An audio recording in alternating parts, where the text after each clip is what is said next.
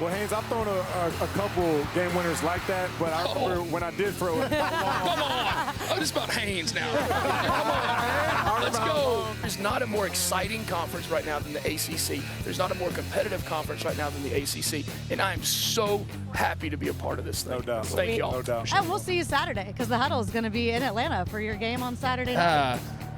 There we go. There you go. There we go. Exciting. There you Exciting. go.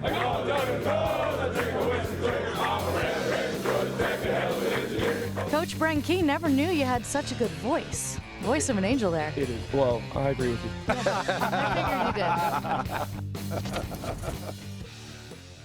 It is always a good time when Coach Brent Key joins the crew. Coach, it is good to see you. The suit is looking good. We were talking about the shoes. You said really nice. Got to give all the credit to your wife, Danielle. I'm sure Harper has some opinions on what you wear, too. No doubt. Hey, yesterday was a huge day in the Key house. Harper lost her first tooth. Oh, All right. Yeah, and I was so proud of her. If it had happened when I was gone, I wanted her to send a picture, call me, FaceTime me. But she was at camp, and she did it out on the playground. She's like, oh, I was just swinging and hit it, and it came out. It was in my mouth. I was like, did it bleed? She goes, yeah. I was like, did you cry? No. That girl. That girl. Yeah. She kept it. Oh, yeah. And so I'm sure a big morning with the Tooth Fairy, and then you get to come down here. Yeah, Fairy with inflation, what does that look like? What does the Tooth Fairy bring around? Yeah, Tooth Fairy's in the right side of town, I'll tell you that. I hate to say, our grandchildren, when they lose a tooth, they lose it at our house. Not at their house. That's convenient. They know Lolly's going to take care of it. We got a couple of teeth that have been lost in our house as well. Speaking of money and inflation and people doing good things, Coach, we got to talk a little bit about the news of today and your offensive coordinator and the deal. Congratulations. I know that you were fired up to have Coach Faulkner signed to this. Just what does he bring to this program? And I'm sure you're excited. Wow. I mean, so happy for him and his wife and his family. Happy for our entire program. Very thankful for Dr. Cabrera, our president and our administration, just believing in the vision and believing in the ability to earn things and to go out and actually not be someone that comes and asks for more, tries to leverage for more, but truly goes out and earns it and is rewarded for it. I've known Buster a long, long time, and he is a very close confidant on staff of mine.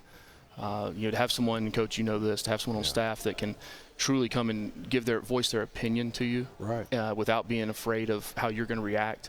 And I can avoid, we're like brothers at times in there, but we're going to walk out of there and on the same page. And as a head coach, that is so needed in an organization. Yeah, it gets lonely if you don't have that. Very, very lonely. It does. And he's had a lot of opportunities that he's chose to stay at Georgia Tech because of his belief in not only right now at Georgia Tech, but also the future. And since he is like a brother, you said you can just send the Tooth Fairy over to his house now whenever Exactly. you need. Yeah, I might need that from now on. The Faulkner household might have some more teeth coming out. So. Coach, I think what is an interesting trend right now is that Georgia Tech is investing financially, resource-wise, whatever you need to the football program specifically. I'm sure all sports, but this is what we do.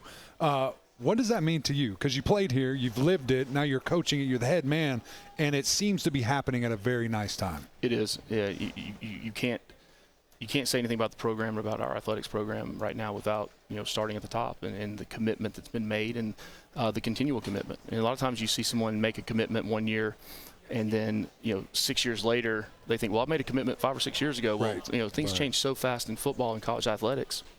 For him to stay in front of things and to make that commitment that he wants our football program, he wants our athletic programs to be mentioned in the same and have the same respect that our research programs or the technology that's been developed or our academic programs. I mean, there's so many that are number one in the world, right? And that's the same vision he has for the athletics program.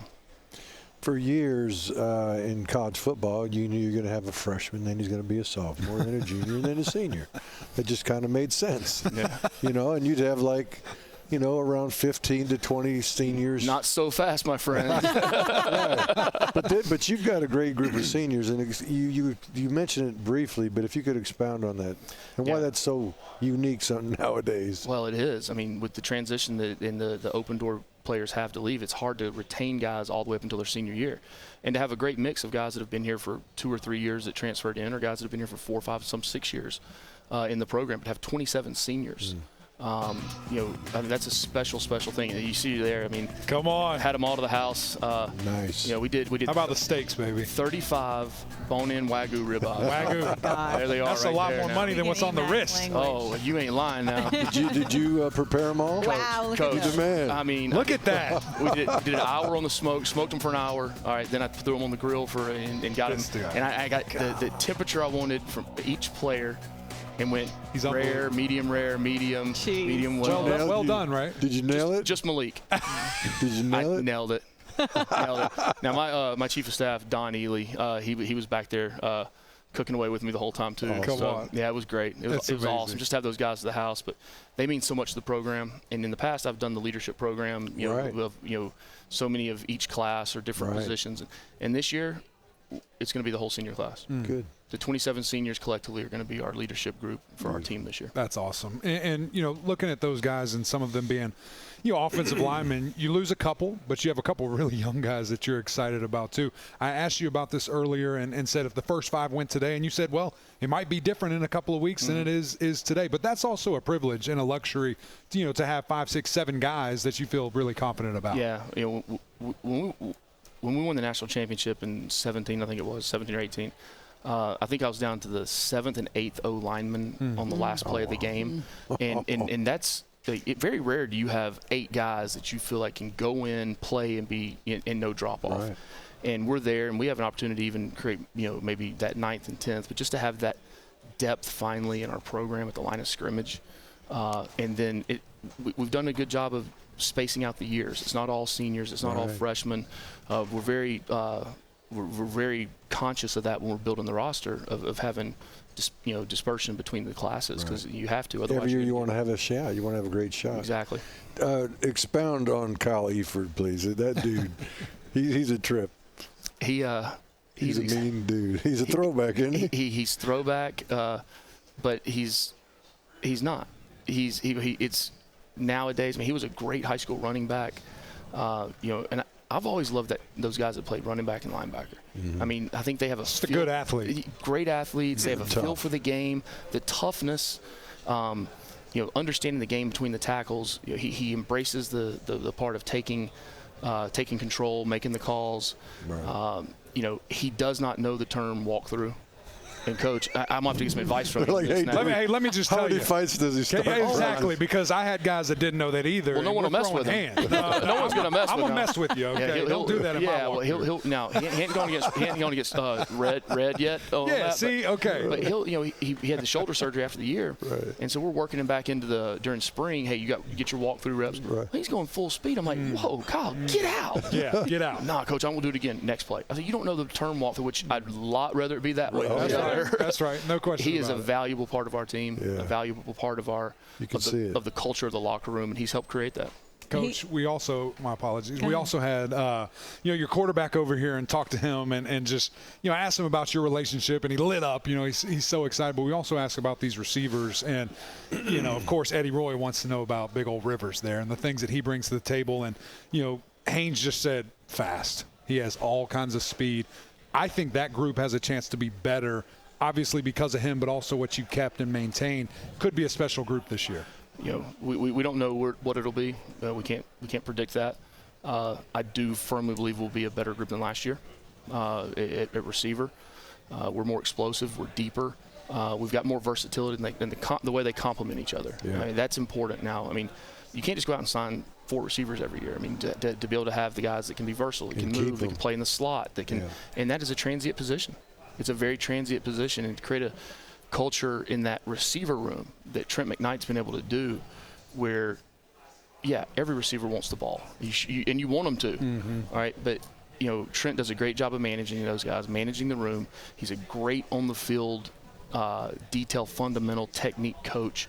Right? And then at the end of the day, Buster does a good job of getting those guys the ball. I mean, he believes in touches and getting touches to certain guys. And that's important when it comes to the retention of the guys because they all want the ball.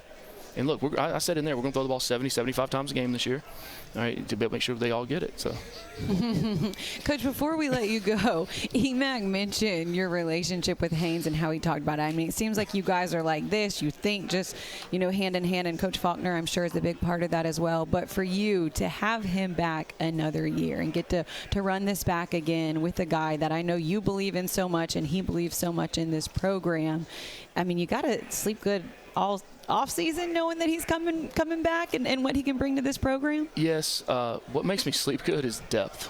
Yeah. What makes me sleep good is having guys that are capable at every position to be able to push the guys that are starters. Look, and I do not mince words about this. We have the best quarterback room in the country. We do. I think that's clear. I mean, we saw that at the end of last season. Philo. Yeah. You might have a little nepotism relationship with that one with his high school coach, but I'm a big fan of all those guys, man. What's transpired over the last 6 months is competition. You talk about guys pushing each other. When we're doing routes on air, we're doing ball handling, and they'll be on one side, and then they'll go from the 10, sprint to the 50, and go back in. Right. These guys literally every single time they're on the field, they're racing each other. Come on. Every single time they race each other. It's just things that happen like you don't see, and that's a credit to the players. It's a credit to Haynes, like the leadership he's brought. People know the kid's going to lay it on the line. Mm-hmm. He's going to lay it on the line, and then I didn't get tired of hearing that Georgia thing, but I mean, that guy.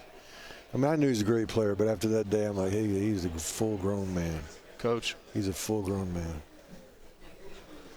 You had to bring it up, Coach. Well, that's all I want to talk about in there. I was just bragging about the kid. No, Coach. He is to do what he's done and the selflessness that he has. Right. You don't see that much anymore. You don't. Yeah. You don't. You don't. You don't see it. And I love him. I mean, I liked what he said in there. He said, he said yes, because my daddy was an O-lineman, and him and Coach Key get along really well.